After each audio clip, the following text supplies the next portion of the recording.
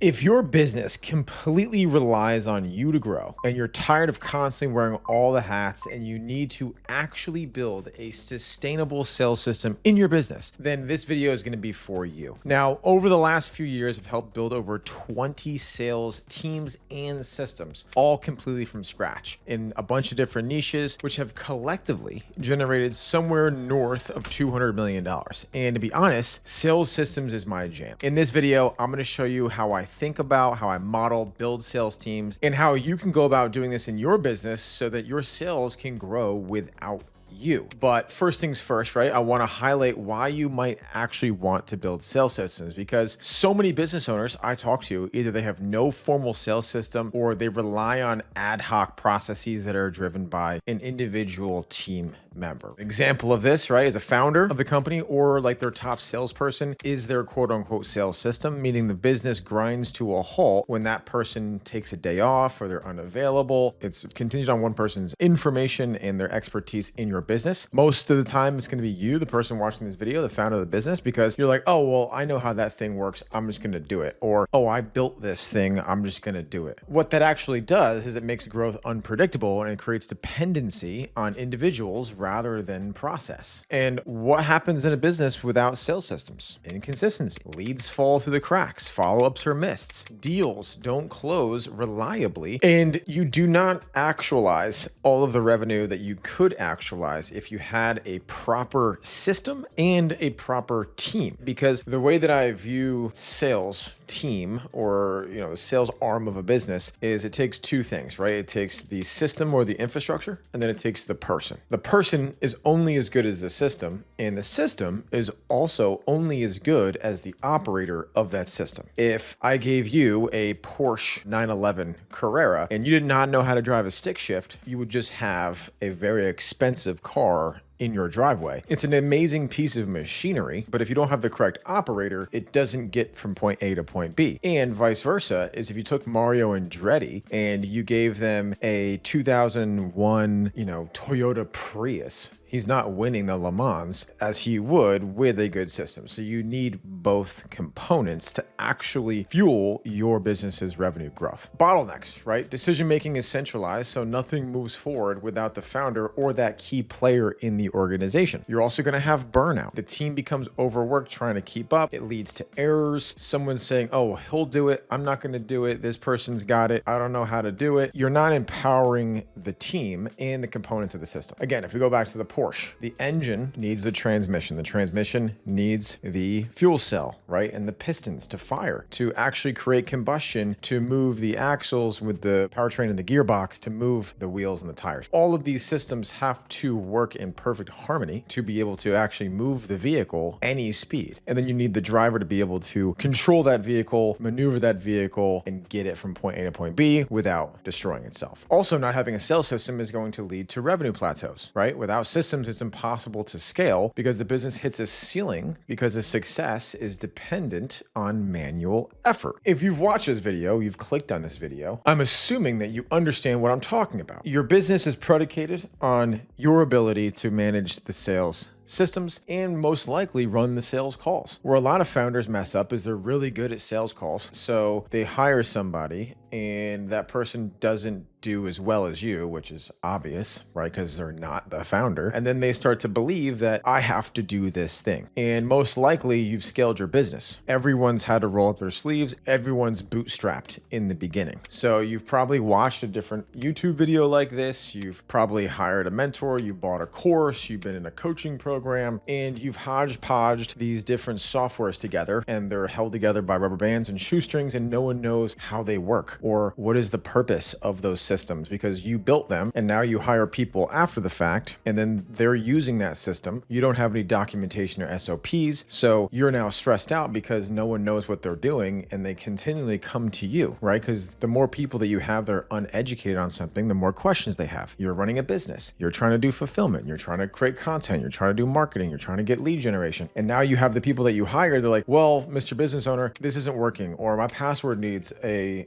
forgot password, or I can't log into Zoom today, or there's this. And you're like, I'm going to explode. I understand what you're going through, because now that we have a sales system, things just happen. And I know as a business owner to go in and just see my single source of truth, right? I have a report in Slack every day. I can see the efficiency of every salesperson, right? I can go to the CRM and at any point I can see how much money is in each pipeline stage and what we're we forecasting for and what deals are in the hot stage, how many calls showed up, what's our show rate? Because if you don't understand those things, you don't know which levers to pull on the marketing side of things or the fulfillment side of things, right? Well, if we're getting all of our customers from YouTube and none of our customers are coming from Instagram, but I'm spending $200 a day on Instagram ads and I'm making one YouTube video a month, you can now shift focus, be like, oh, well, all of our good clients come from YouTube. I should spend more money there, or I should buy Google ads. Those are the types of things I'm talking about. Now, let's talk about why most sales systems fail. A lot of people, they have felt what I just explained to you, and then they go in the extreme opposite direction. These people, they over document things. They have everything documented. There's SOPs for every single thing, how to log in, how to,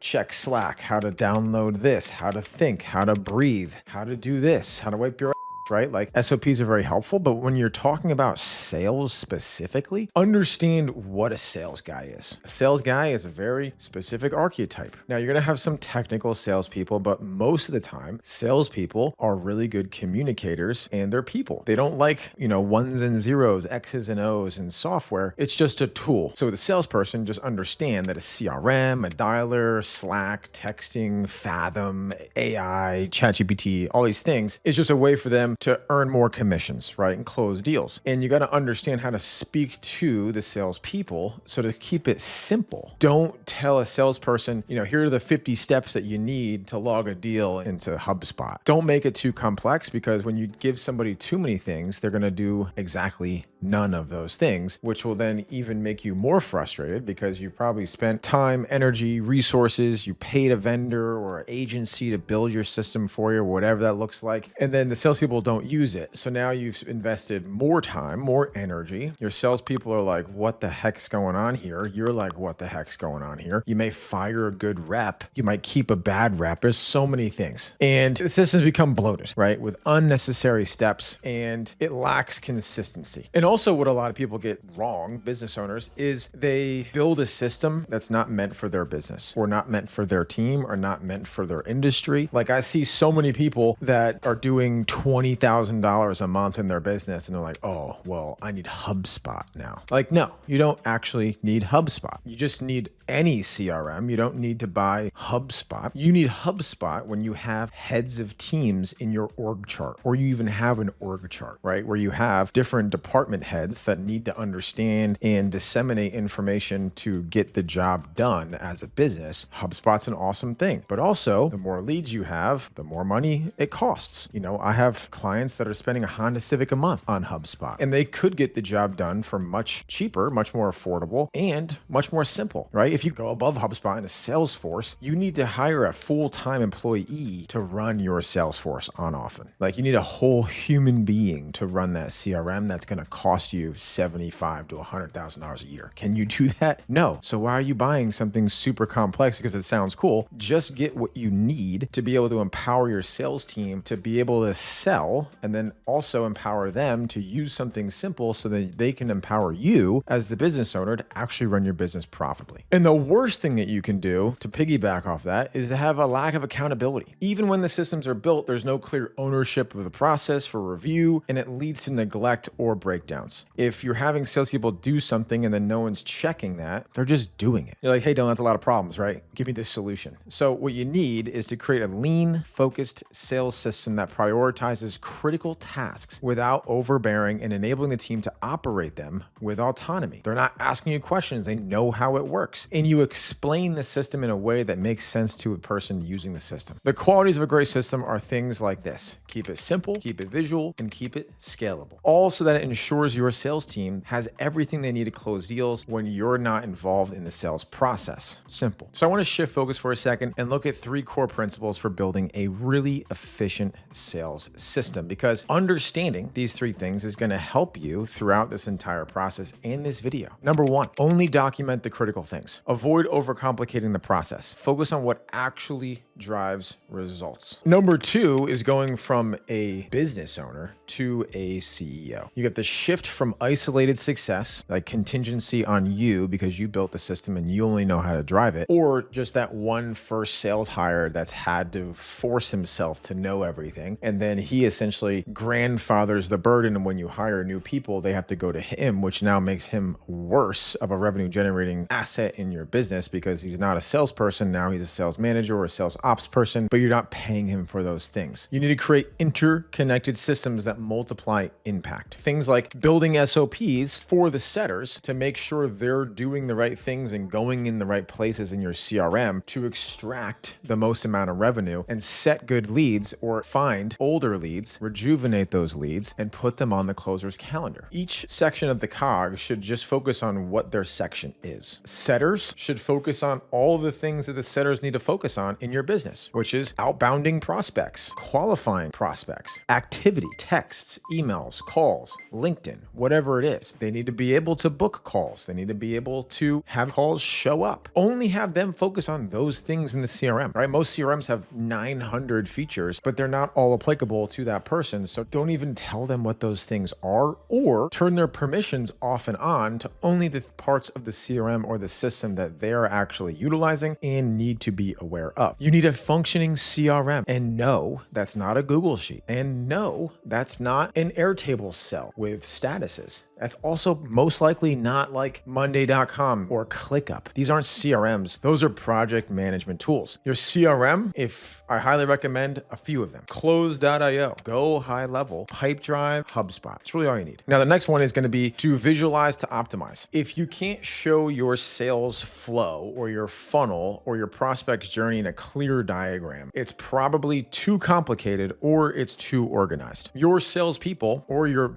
executives in your company, just simplify. Like, it should be a simple thing. There's a top of funnel conversion mechanism or different client acquisition channels, social media, Instagram, LinkedIn, YouTube, Twitter, TikTok, whatever it is. You have ads, you have cold email, you have cold calling, you have, outbound DMs on LinkedIn messages. Those now go into a conversion mechanism. What is that going to be? A website, Facebook instant forms, a funnel, a landing page, a lead magnet, whatever that is, right? Or a Calendly link at the very worst. Anywhere that you can take attention, and then you need to have something to convert that attention into data. Once the data is compiled, then you have people who reach out to those leads now that are in a CRM, and you want to have tagging. So you take attention, you convert it into information, then you have people utilize that information to start conversations, to qualify, then they book to a closer, and essentially that's how you close deals. By the way, shameless plug here, if you're running a B2B business or you're selling a high ticket offer, right, and you know that you need a sales team, but you don't have the time to go through something like this, build this all out for yourself, or take what you have, go back and fix it, I get it. And like I said, this is going to be a bit of a shameless plug here, but I actually build sales systems and sales teams for all kinds of businesses. In the last 2 months alone, I myself have built and staffed 6 entire sales teams. This month alone, we've done $875,000 in revenue, and we still have a whole week in the month, hoping to get that 7-figure mark. So if that sounds like something you need, just go to the description, right? Booking a call, talk with me or my team, where we can figure out what you need and go through everything step by step together. And we do a full sales team audit and sales process audit. I'm looking forward to chat with you if this is something that you need help with. Now, let's get back in the video. I want to go over something that we have coined. It is called the Scale Sales System, and it's composed of 5 key components. First is the S, right, which stands for systems. This is the foundation most people skip over. You can't have a Frankenstein system, fragmented pieces from 11 different sales experts, if you don't have a robust end-to-end client acquisition system customized for your prospect and the journey that they go through. The prospect's bad or confusing experience will keep them from buying before they even talk to you, right? Your team isn't going to work together, and you're going to end up frustrated and confused. Most businesses that we talk to 2 to 3x their revenue from just building the correct systems alone. Now, the next one is C, which stands for clarity, right? Clarity makes sure your systems are teachable. If it's all in your head, it's going to take a long time for your sales reps to onboard, and they won't last long enough to understand how to use your systems to be able to sell things, to make money, to put food on the table. Like, here's an analogy. If I'm a coach, right? You're a business owner, you're the coach of the football team. You go to the NFL draft and you draft a wide receiver. The wide receiver isn't coming with their playbook and and their systems that they run, like the West Coast offense, they're coming into your system, and then you're teaching them your playbook and your system to be successful in your system and playbook so that that person can be utilized as a wide receiver inside of the system. So many business owners, they hire salespeople thinking that they're going to bring along their CRM knowledge, their scripts, their whatever it is. If you want Randy Moss, just let Randy Moss be Randy Moss, right? Randy Moss wasn't Bill Belichick and Tom Brady. He was just Randy Moss. Now, A stands for A players. Every company wants A players. What the companies don't realize is what A players want, which is an A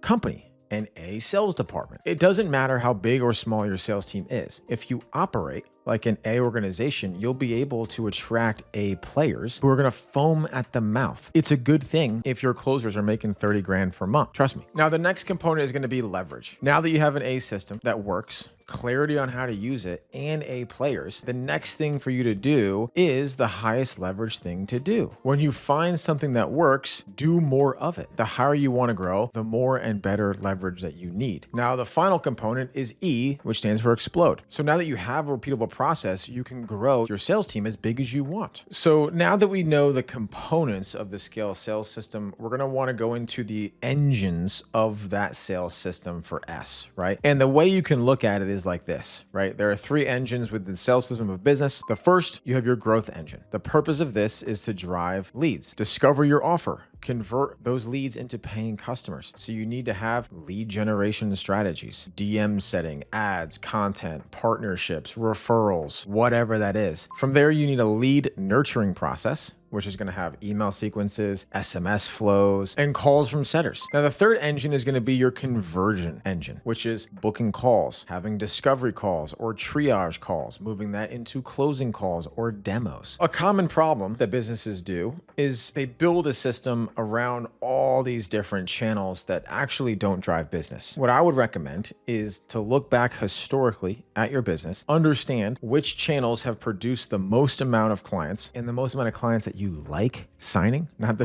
clients, and then build the systems to support the things that are already working in your business. If you're really good at Instagram DM ads, DM me, system, and I'll send you my lead magnet or framework or whatever that is, right? All of us have seen that. If that's the thing that's driving the most growth in your business, then create the system around that. In a scenario like IG DM ads, you want to set up ManyChat or Go High Level. When someone responds to that keyword, you have an automated response that starts the conversation, so you don't have to rely on human sales power being online 24/7. Because if someone DMs me systems at 3:47 a.m. on Sunday, no one's going to message that person until Monday morning. So you want to have some sort of automation, be able to get the person the thing that they wanted, as well as start a conversation to a degree. Then from there, you want to be able to tag that person so you know what keyword they came from, so you can see the efficacy of a specific keyword in a specific ad campaign, so you can understand your return on ad spend. Now, once the setters are in there, you want them to start tracking their metrics. How many messages did you send? How many responses did you get? How many positive replies were there? How many times did you ask for a meeting? How many meetings did you book? Of the meetings that you already had booked on the day, how many showed up? How many were qualified? How many closed? How much cash was collected? How much revenue was generated? You need to understand and build a system around the pillars of the business that work. A bonus system we're going to talk about is the fulfillment system in your business. So now that you've built your system in a way that's going to empower your setters, your closers, your marketer to be able to capture people, get their information, have conversations, close them on your specific offer. Now comes the point where you actually get exponential growth in your business, which is your fulfillment engine, which is what I also would consider to be a sales engine to a degree. This ensures the promises made during the sales process are delivered effectively. You need to have a client onboarding process. You need to have set expectations. You need to have automated onboarding emails. You got to get them into your systems, right? So like an example, if someone signs a contract with us, you automatically through Zapier get added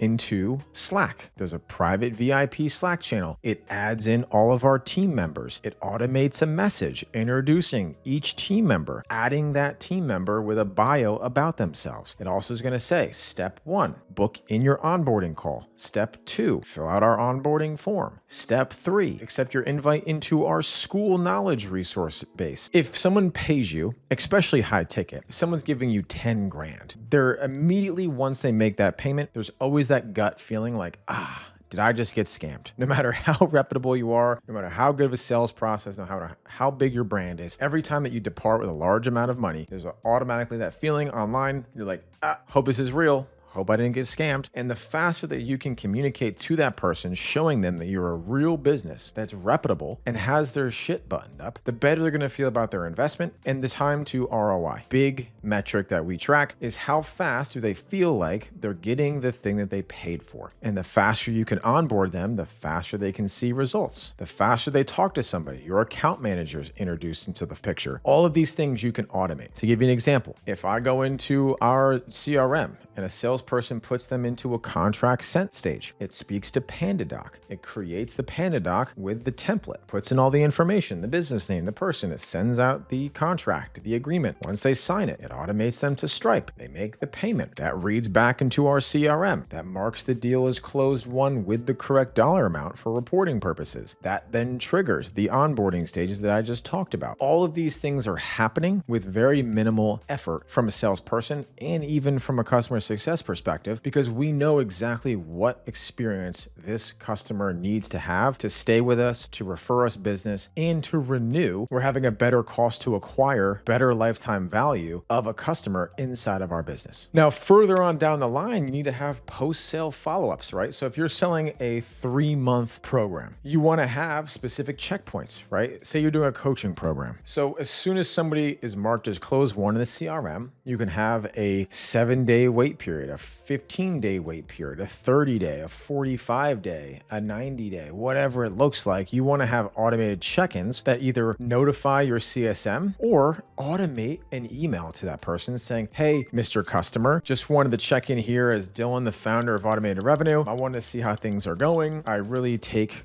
our client experience seriously here at Automated Revenue. I would love to understand your feedback. What do you like? What do you not like? Here's a tight form so we can get your feedback. That's a 7 days. They're like, oh, this person actually cares. Okay. At 30 days, now we're going to send a task in Slack to the CSM saying, hey, please schedule your, month check-in call with client XYZ, or you can automate that in their private channel saying, hey guys, we've just hit the 30-day mark. Please book in your 1-month check-in call with blank, your account manager. Now, what that's also going to allow you to do is have a really good relationship ongoing, right, with checkpoints. And this is going to allow your CSMs to be able to upsell that person, right? If someone buys your $10,000 coaching program and you have a $50,000 mastermind, you want to have conversations organically to see if they're progressing in a way to where they need more of your assistance, which is what we're supposed to do as business owners. We're supposed to help people to the greatest degree that we can help them. So if this person is primed and ready for our mastermind and needs more coaching or more,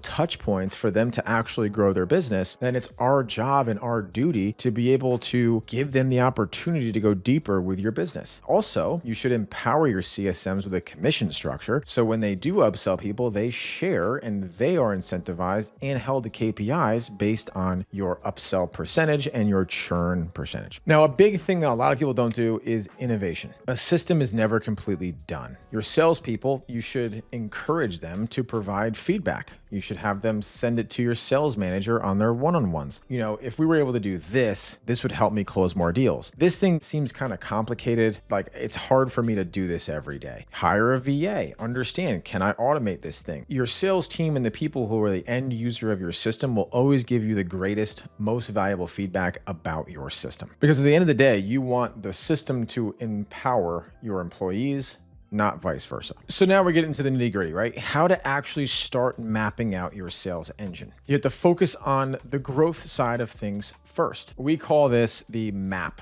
funnel: market, acquire, pre-qualify, and pitch. So up here, we have our silos of leads. This is the lifeblood of your business, right? How are people coming into this, right? Because if you have really good customer success fulfillment systems, but you have no customers to fulfill on, then you're just mentally masturbating about signing clients. You need to focus on a thing before you build the thing afterwards, right? If you have a really terrible top of funnel system and a really good bottom of funnel system, it doesn't matter, right? It's all in vain. So focus on how are we taking this attention and then converting it, acquiring that into a lead. Two of my favorite ones is a simple lead capture or an application. Usually the higher the ticket price and product, you want to have more of an application type feel. Highly recommend Typeform due to its routing capabilities. So a simple lead capture could be an opt-in form, a lead magnet, call to action, and a DM. Application is really going to be on like a VSL page or like a landing page where someone's consuming some type of video content or information or case study, and then they're clicking it, and then you're asking them only the questions you need to ask them, right? Don't make some convoluted application that answers questions that you don't really care about or doesn't actually dictate or impact the sales process, right? You really just need to know, do they have the budget? Do they have the authority? Do they have the need and the correct timeline to utilize your product or service? Call it BANT, really good acronym. So once we've acquired the information, now there's two things based on which mechanism that you actually utilized, right? So if someone just submitted their name, email, phone number, that's when you want to direct them to a setter. Now, sometimes this can drive to an application, right? So a very common funnel is you have an opt-in page, you get their name, email, phone number, drives them to a VSL, and the VSL, then they apply with deeper level information. And the main thing is you want to be able to score these leads based on the information that you are asking about. So if someone comes in and your product costs $10,000, but this person is making $3,000 a month, probably not a great fit. You would want to either direct them back to a setter or drive them to like a low ticket landing page if you have something like that, or just kick them out of your funnel if you have a smaller sales team and not a lot of things to sell them. You just have one core product, which is totally fine. Don't waste your setters or closers time with people who can't afford your product or service or don't even want it. So we use a 1 to 10 scoring model based on their revenue, based on their problems, based on their authority and their timeline in implementing something, right? If this is like something that they're curious, not serious about, then we kick them out to either a setter or to a low ticket. But if they're anywhere from 8, 9, or 10, they actually get directed to a calendar booking page through the application, and then they go directly to a closer. Now, if they're kind of in the middle, there's some information we need to clarify, then we're having them book a 15 to 20 minute triage call with a setter. So that setter can have a super quick discovery, qualifying conversation, and either route that person to the closer or downsell them on something else. The application information is gold in this funnel because you're going to actually be able to score that lead and direct the lead to the best person in your business to increase the likelihood of you generating revenue in this process. Now, from here, they either close the deal or it's lost or unqualified, right? Like this is as simple as the funnel can be. Now, obviously, there's a software here, there's a software here, there's a software here, there's a software here, right? This is really a CRM. There's a Typeform, there's a dialer, there's texting, there's calendar software like Calendly, there's PandaDoc, there's a couple of softwares in here, but honestly, like it's not that expensive. Like you're spending a couple $100s a month on software and you're just creating a system and process that actually supports the outcomes that you want in your business. When we're talking about fulfillment systems, right here, here's a checklist of everything that is needed from a client. So what comes in? The client signs, they get added into a Slack channel. There's Trello boards. Do they have a CRM? They got to schedule the onboarding call, right? There's a Slack message to schedule the onboarding call. Now, do they have a CRM? No. Do this and this. Do they have a Typeform? Like this is for our process, right? You know, do they have a Slack channel? Do they have Zapier? You got to add them into our org chart, right? We have to hire their sales team. We have to create their sales scripts. We got to create the process, create the one pager. What we really did here is truly understand everything that needs to happen and map this all out with the people that are responsible for these things taking place, right? What things can be automated, which things need to be manual, what actually needs to occur, and mapping this out linearly so we can actually build a system that supports the outcomes of the things that need to happen so people actually get results in the fastest time frame possible. So I'm going to walk you through one of my clients' sales systems and literally just show you what we build, what we do, so people can actually get results with their sales team. This is a client CRM. So just to give you a real life scenario and anecdote, this client onboarded. We had our onboarding call. First time we've ever really spoken with the full customers team on January 8th of this month. They had a live event, a virtual event that they were selling tickets to live on the 10th. So we had a 48 turnaround time, but we had to do this at a super rapid speed, and the ability for us to follow this process and having this documented allowed us to build a $500,000 a month sales team in a matter of 72 hours, which is pretty ridiculous now that I'm even saying that out loud. What you need to do, first steps first, is mapping out what actually happens in the process, right? So this person for this virtual event, they bought a ticket to the virtual event. From there, we had an application that went out if they wanted to hear about the offer. Now, from there, through Typeform, they got routed to and from. Right now, these people went through this Typeform. Now, this is a super simple Typeform. This is like the most basic Typeform of all time. But at the end of the day, this thing helped us close at almost a 50% close rate because we routed the right people to the right people in our business, the right prospects to the right people inside of the sales team so they can do what they're trained to do and what they're the best at, right? What we were able to find out very quickly, we're talking to our client, is who are our ideal customers, right? They're business owners that do over $100,000 annual income. That's it. That's their customer, right? If someone is a business owner doing under 100, they're going to a setter. If they're not a business owner and they're not doing it, they get kicked out. Everyone else goes to a closer. So most people are doing this,